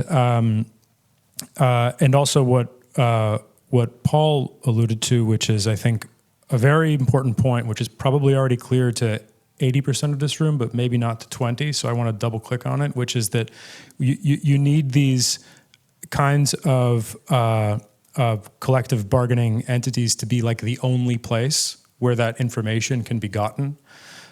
So, for example, if it's just possible to get the same analytic insights or the same data or very similar data from someone who's not organized, then it will be obtained from someone who's not organized. So in order to overcome that problem, you either need scale or you need regulation or you need something. So if we want to organize, if we want to create larger units of organization, what are those units of organization? Paul alluded to the idea of using credit unions or Sparkasse as for example ways of organizing this, which is interesting. You can also imagine sort of sectoral approaches, it happening at a company level or at a sectoral level. You can also imagine happening at a more sort of bottom-up consumer organizing level. I wonder if the panel has any thoughts about sort of what the lines of organization to look for are. At least from the German perspective, I can add a few examples that will illustrate that it's, I think, a mix of instruments. It's not a 0-1 solution. For instance, we have in a German law on collective bargaining rights inscripted one paragraph that gives the unions within a company the right to be consulted prior to the introduction of a data system or an AI system, and that the company has to pay for the expert helping them. So this is one thing that has, it's very simple, it's very pragmatic, but it has helped to really develop a whole new level of expertise in all of the companies that have workers' representation. The second thing, which we discuss broadly along all ministries, and let's see how it will unfold in the new government, the state, the government, has a very big hammer, which is procurement. So we try to construct different linkages between wherever public contract, public money is going, that we link it to conditionalities alongside everything we discussed. It's not easy to break it down to manageable rules, but it's, I think, given the budget as a whole, a really attractive incentive. And the last instrument that maybe is the one that will probably unfold only in a couple of years is the notion of data literacy and AI literacy, really as a basic skill that every worker somehow needs to get equipped with. Because what we also know from the studies that we conduct in our AI observatory, a lot of people are struggling with so many issues in their daily jobs that many of the questions that we address today are not even on their mind. They will be affected and they somehow sense it, that it will rain down on their daily work life. But for now, they are not even at the point where they would collectively organize in order to achieve something, but they lack the education on some of the mechanisms that we have discussed today, and they don't even know who to be, solidary with in that context. And I think we need a much broader and much more simple discussion on how we want to achieve that in the digital labor force of the future. I wonder if you could say a little bit more about how, from your point of view, like labor leaders and organizers are thinking about this issue. Does it come up? Are people talking about it? No, in Germany it's very advanced. I think the unions, above all the DGB, but also the IG Metall, have very early understood the impact that digital technologies, but AI in specific, will have on the world of labor. They have heavily invested in expertise. So they have built up think tanks. The IG Metall is even funding a university in Frankfurt only tackling these questions. They are offering education to labor representatives, and they are really influencing corporate decisions because, as you know, in the largest German companies, through social partnerships, the unions have, their seat on the board, and so they have influenced from a very early stage the whole debate also within the companies. So they are actually one of our most prominent partners. They are all pro AI, so it's not a discussion of whether we need technology, etc. I mean, they're on the front runners when it comes to the use of technology, but also they are the loudest voices when it comes to the human-centered approach. And they are probably the most qualified contributors to a debate about the power structures. I mean, at least in Germany, the unions are really the top of the notch on that issue. From a naive point of view, it seems to me that, for example, in different industries, you might have a different answer to the question of whether there's like alignment between labor and management on this issue. Do you find that?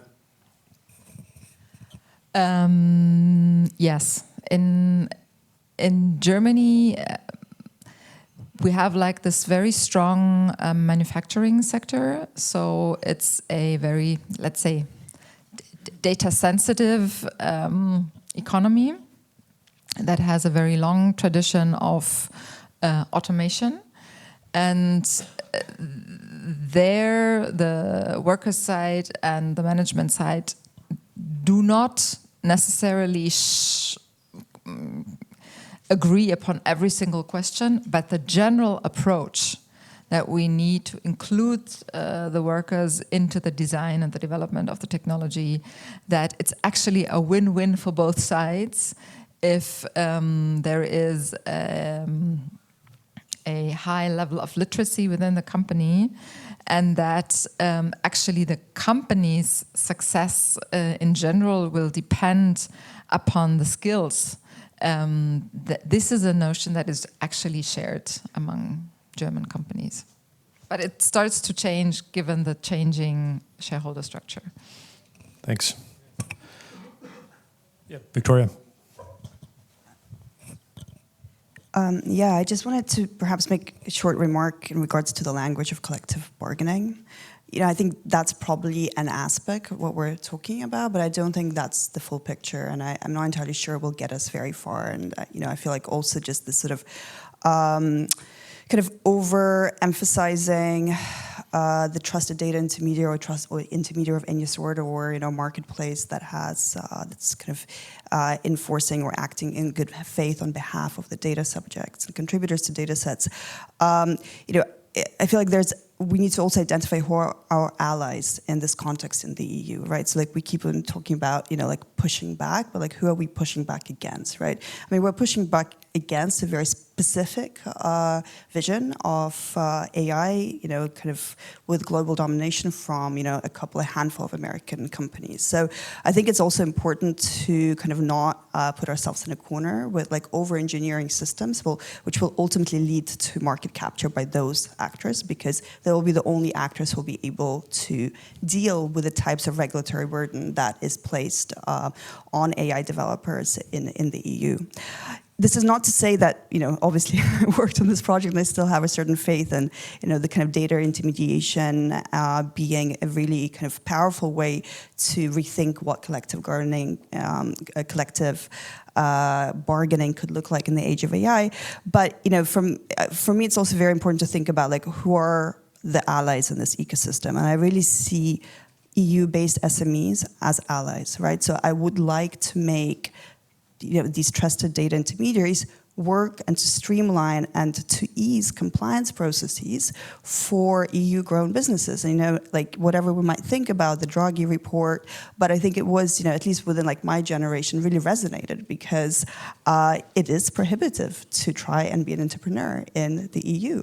And I think, if we want to develop an ecosystem that is on the one hand kind of I guess continuing the legacy of the democratic balance of power that has been, so kind of, I guess, well, let's not maybe sing serenades to Europe, but Europe did a lot of bad things as well. But ultimately, it's not a there are a lot of positive sides to what has been built. But I think this overly aggressive stance towards entrepreneurialism is a really big problem in this context. And so I think when we're thinking about collective bargaining power, I would just urge us to be cautious to not over-engineer a system that then sort of ultimately does the exact very opposite of what we wanted that system to achieve. We want to have a fertile innovation context in the EU. So who are our allies in ensuring that this fertile innovation context plays by the sort of rule book that we want to endorse from a perspective of labor protection, from the perspective of equitable remuneration, equitable distribution of value, etc. Yeah.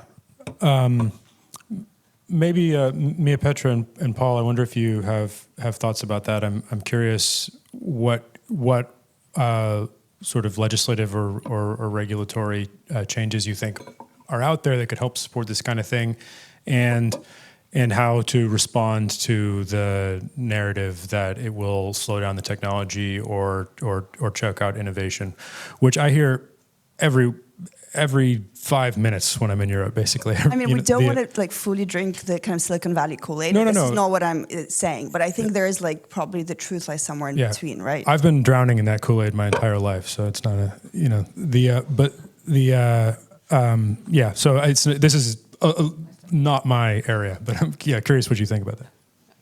I try with the two aspects. I think there are not easy low-hanging fruits, but there is one. Public sector. It has a lot of data, a lot of actions could be taken much more.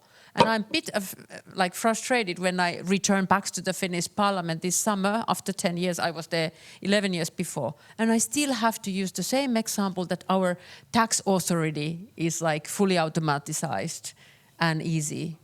And it takes 0 seconds to do your tax if you don't have anything special to do, like getting part of your salary from Europe or something difficult. So how much could we really do? Because I'm calling for the productivity for Europe very much. So public sector was not a hot topic in Europe or in Brussels.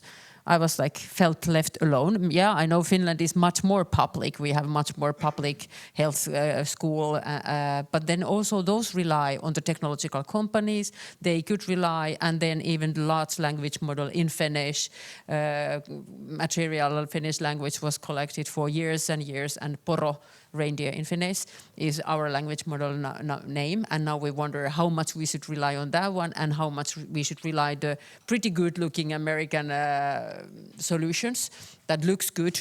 And then I really much carefully looked that if something looks intelligent is not intelligent, but that looks like a good material.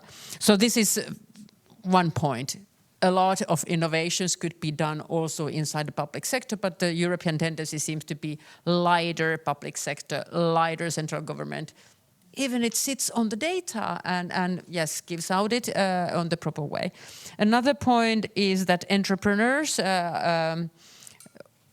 now there is a slush and startup sector in Finland, which is really flowering and big one and growing. And Aalto Entrepreneur Society, Aalto ES, is our local university. I talked to those startup skiing and startups in Finland, and some of them grew big and then sold the Silo AI to the American company. But then the millionaire now established 13 professors, one on each Finnish university to make the research. So he tries to pay back. So, and also the gaming industry, they don't complain about the taxation, but they want to provide back to the society. So it's not like the old millionaires. They are the new millionaires, or a bit more sensitive on that way.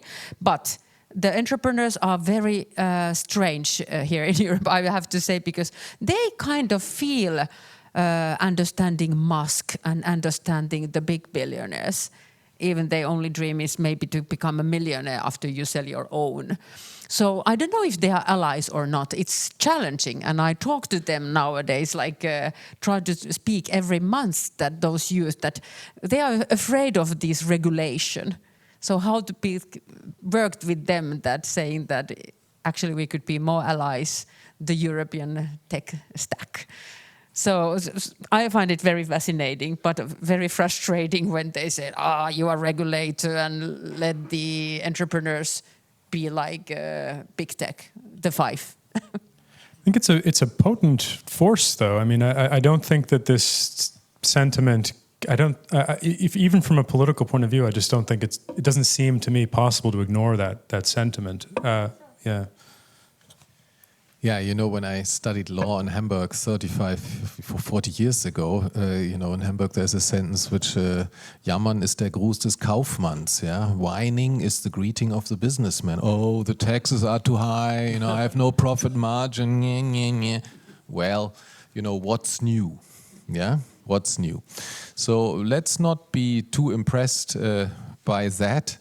When it comes to collective rights management, of course, we have in Europe the collective rights organizations for IP rights, for authors of written works, music.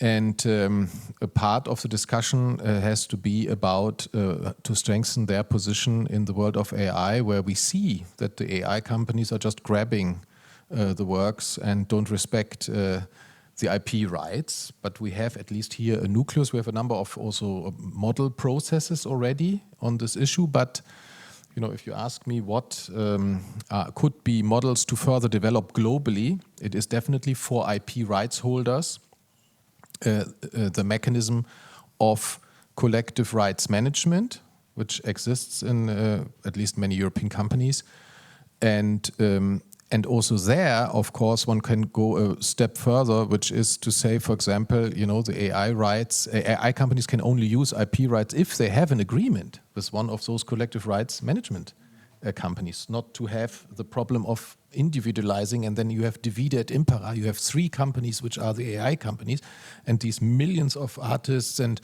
actually also thousands then in the whole world collective rights management organizations which are played out against each other in terms of pricing. So I think that is one avenue. I think we also have to distinguish better between different types of data. So IP rights is one thing. Then, of course, we have personal data. That is the data which makes it possible to identify individuals or does identify individuals. And there we have a special issue of democracy and fundamental rights protection. And I think that is an area where the unions are not helping their members in terms of managing their personal data when it comes to use outside the company. So, the unions are focused on inside company use. And there the German example is good. But the unions are not answering, or at least not yet working on the management of personal data outside the workplace. And that is, of course, where Google and Facebook and so on also come in. And there, as I said before, I think this obligatory intermediary, like in the financial market, would be an interesting model. And then we have industrial data, which is not business data, and also natural science data, which is not personal data. And there I've been myself a member of the German Data Ethics Commission. The problem is that many companies, they don't want to collectivize their business data. And, it's with all the goodwill in the world, you cannot convince them to go in this direction. And in fact, we had in Germany a debate under the heading, data for all, which was the idea to make it basically possible to access all business data and do good things with it for everyone. And a weak copy of that is the Data Act of the European Union, much more constrained. But as I said before, I think this act is too weak and it doesn't work yet. And also, it is very difficult to make sure that you have let's say, an access to data and also collective management of industrial data, which is very valuable. without the big players benefiting from it, because they, of course, are the first ones who are able to extract most value. Because already, if you have a lot of value, data, if you have a lot of data, the next piece of data for you is much more valuable than for anybody else. That's why Facebook and Google can pay these incredible prices if they buy other companies, because they combine the data, and for them it is actually much more valuable than for the competing buyer. So my answer here is only partial. I think on this issue of managing data together and with the aim to enable SMEs in Europe, to enable individuals to benefit also, financially, we have to differentiate more between different types of data, and we have to devise mechanisms which make sure that this is real counterpower against those who are right now nearly the monopolists on certain types of data or on certain types of systems of integrating and using data. I'd love to take some questions from the audience. Do we have a little more than 5 minutes? All right. Yeah. About the accusation that the entrepreneurs are not the allies of the, politicians or whatever, I think this is a ridiculous claim, especially from a panel that makes the entrepreneurs the enemies, actually. So I don't know why you even come to that conclusion. And I think the framing of saying that Musk is handing over democracy, like people are handing over the democracy to Musk and Silicon Valley, I think, I'm not sure if this is actually in the national or the EU interest to say this, like from a representative of the EU Commission, actually. I mean, talking about the argument of who are our allies, like, do you want this data to be in the hands of the Chinese DeepSeek developer, or do you want it in the hands of Californians? But in any case, I think, as the father of GDPR, I mean, you also have to maybe give yourself a rating on how well the legislation actually has performed on our digital data protection rights. Because at the end of the day, these models have all been trained with our personal data, and we have zero bargaining power now with these individual rights that have been given to us. I have, for example, sent a GDPR request to a company in the US about a very specific topic, and now there are, I think, 5 people constantly translating my requests between the Irish authority, and it's just I don't know, it's just a mess. It's just bureaucratic mess. At the end of the day, I would love to have European competition. This is the bargaining. This is how we generate the bargaining power, not by making more rules and by being more pushy as politicians. Yeah, maybe Petra. Yes, my wish is that we can together create economics of Europe for more work and well-being in Europe. And when I talk to the next generation, like the students who want to be entrepreneurs, they are afraid of the regulation. And I try to convince and find the same tone that why I'm regulating.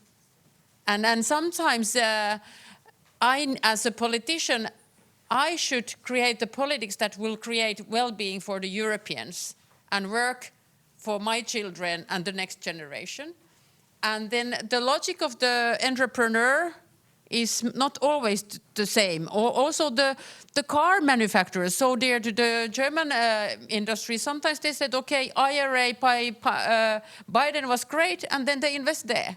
So it's even the company is not 100% ally of the politicians who try to create well-being in Europe and workforce. So this is what I meant, that we should find more general tone, what we want to do and what is the reason for also the regulation to grow here, not to be protectionist, but then look for the bigger European good. And that's where I try to find the same tone. Not to say that we are disagreeing or too much, but then the view is different, and then where to find a common efforts. I just think we have to look back at GDPR and see where it brought us, what the outcomes are, and I think they are not positive for our bargaining power with LLMs at the moment. And they should have protected us from that. So it didn't work. So maybe we have to find other solutions. A question from the gentleman here. I'm a lady so sorry. I kind of agree with you about what you're saying, but I wanted to take this in another direction. Ever since Paul, I've been agreeing. My name's Joanna Bryson. I'm a professor at the Hertie School. I've done a lot of research on this thing. Incidentally, about GDPR, there's some great papers showing that actually it has been benefiting us, and it's also been benefiting America, both. And this comes back to this first point about regulation. I mean, like everything else, there's good and bad regulation. But regulation actually massively benefits innovation when it helps reduce market concentration. Market concentration is the enemy of innovation. And so that was one of the things, and I wanted to come way back to Paul's introductory comment. I love what you were saying about power, but one thing you said, I do think there was a little too much of this being anti of all of the tech companies, that none of them would agree. Actually, a lot of European and also American, most companies, even though we know there's way too much power in a very small number of companies, there's a lot of other companies. And they're producing huge amounts of the IP, they have a huge amount of the AI talent, all these other things. And it's in their interest to work with us to harness some of these big concerns. Even the big concerns should possibly be being regulated as and thought of as utilities, like telcos or something. Maybe there's a reason why some things are very large and scale in a particular way, but they should not be allowed to compete in ordinary markets then, right? And their ordinary market products should be stripped off. Anyway, that was the 2 points I wanted to make. And I'm happy, anyone wants to connect to me again, Joanna Bryson on LinkedIn. I can point to you the GDPR papers. It's not my papers, I did some papers about innovation, but I don't have the papers on the GDPR, but it's really actually been done quite well. Oh, yeah, Victoria. Yeah, just looking at, I mean, I think actually this sort of the spirit of like antagonism between two caricatures, it kind of maybe is like a very good articulation of I think where Europe is at right now, right? Because I think, well, both you sort of like the way that you're speaking, about, well, I think, it's almost like a caricature of a regulator, a legislation maker who comes down hard and doesn't really see like the diversity and plurality of things that are happening on the other side of the line. And similarly, I think in your position, well, like GDPR is just plain bad because it creates so many bottlenecks and ultimately doesn't serve the purpose that it was designed to, and like. Neither of these things are true, right? And so I think there's also there's a need to perhaps step outside of these kind of positions of creating caricature out of what seems to be like the kind of the counterparty, and to think more ecosystemically. And I feel like in this respect, this is currently what we're lacking is what is the ecosystem that we want to design?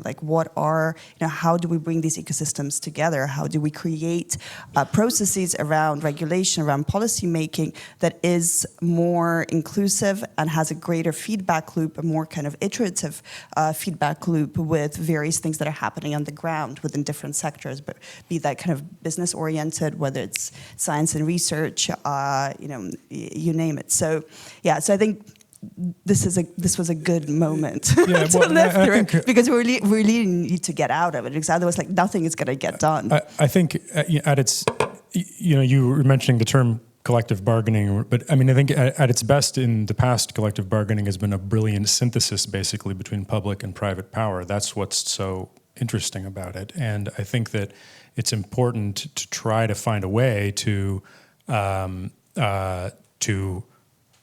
in this context, to bring it forth as a synthesis rather than as a something on one side or the other of this binary. Yes, last question. Sorry, thanks. Hi, my name is Anja von Rosenstein. I'm at Boston University, but also practicing law in Germany as well as in the US. And adding to your comment, we have talked about regulation, but what about liability and liability regimes? That's what is happening in the US.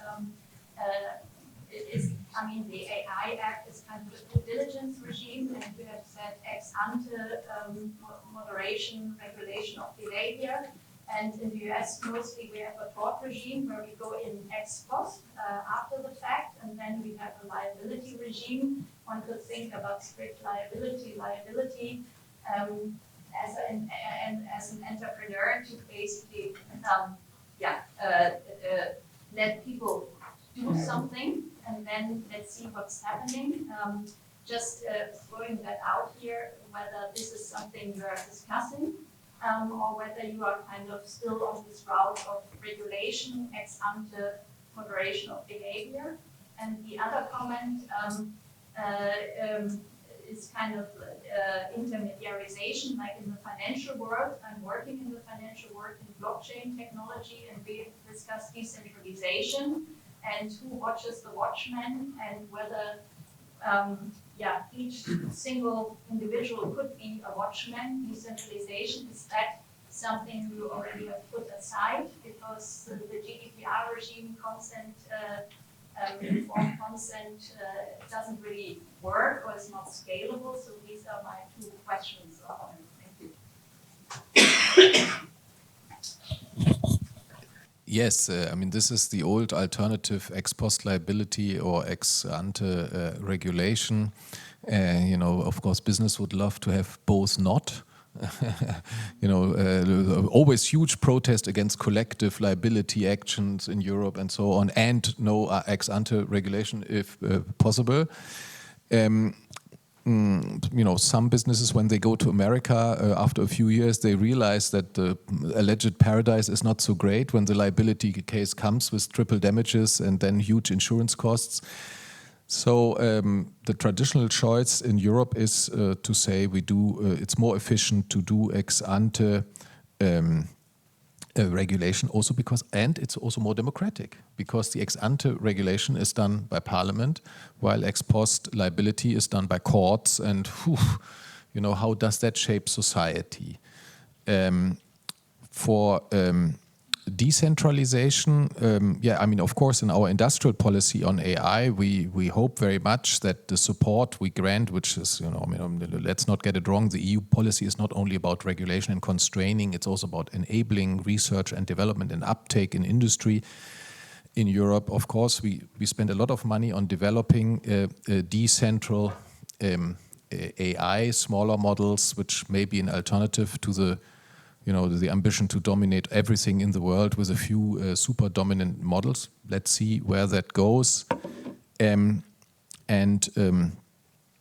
that, on GDPR, whether it's good or bad, thank you for Joanna Breisen to point to some papers, and let's next time invite Max Schrems from Vienna and with his NGO, None of Your Business, who brings the type of cases we have heard from the colleague back there, but not as an individual, but as a strong NGO. And he will tell you the story why many things not work. It is very clear. We already knew this from Savigny in the 19th century.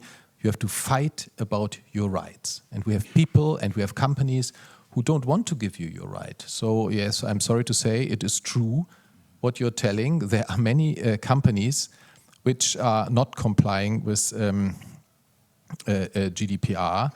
And, we have governments who don't want to give more resources to the data protection authorities. These are all political choices which you can influence by who are you voting for.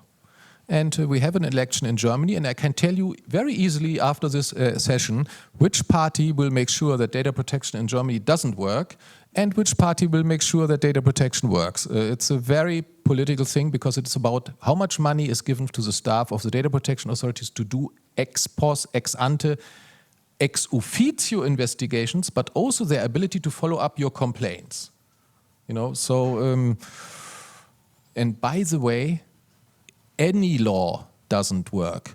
Look at tax law, look at IP law, look at labor law in Germany or any country in the world. Let's not hold digital law or data protection law to a higher standard than we hold any other law in terms of perfect enforcement. A society in which every law is 100% enforced, that's fascism. That's nothing we can aim for. Thanks so much to the panel. I'll hand it back to Malik. Thank you all.